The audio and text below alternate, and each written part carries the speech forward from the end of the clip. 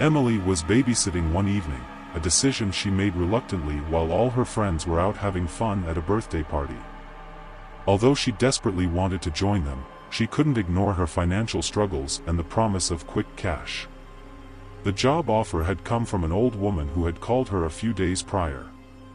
The pay was unusually high, $1,000 for just one night, which was enough to make Emily skeptical at first.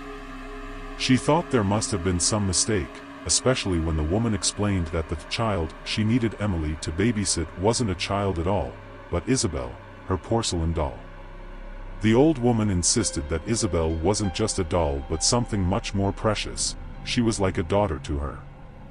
The bizarre nature of the request made Emily hesitate, but the thought of earning such a substantial amount of money for simply watching over a lifeless toy was too tempting to resist.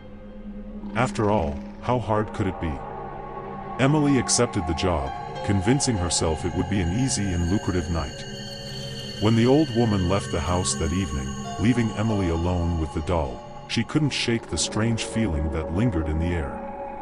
Isabel was placed carefully on the living room couch, its lifelike glass eyes staring straight ahead. Emily tried to ignore the unsettling sensation of being watched, chalking it up to her overactive imagination. Time passed slowly, and she distracted herself by scrolling through her phone and occasionally glancing at the doll to make sure it was still there. It always was, until it wasn't. The first odd occurrence happened when Emily left the doll on the couch and walked into the kitchen to grab a glass of water. When she returned, Isabel was no longer on the couch. Instead, she was lying on the floor, her glassy eyes now facing Emily. At first, Emily tried to rationalize it, telling herself that the doll must have fallen, even though it had been sitting upright and perfectly balanced just moments before. Brushing off her unease, she picked the doll up and returned it to the couch, determined not to let her imagination get the better of her. But as the night dragged on, things only got stranger. Every time Emily left the room, Isabel seemed to move. She would place the doll in one spot, only to find it somewhere else minutes later.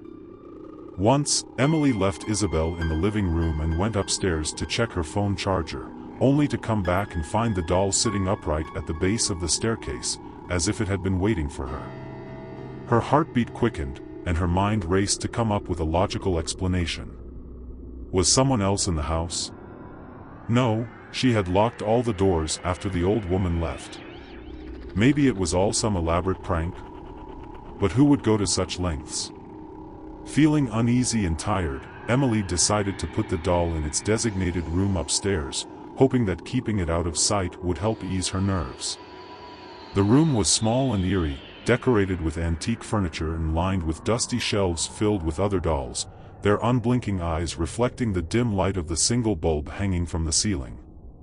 Emily placed Isabel on the small bed in the corner and turned to leave, but the moment she stepped out of the room, the entire house was plunged into darkness. The lights had gone out completely, leaving her in pitch blackness.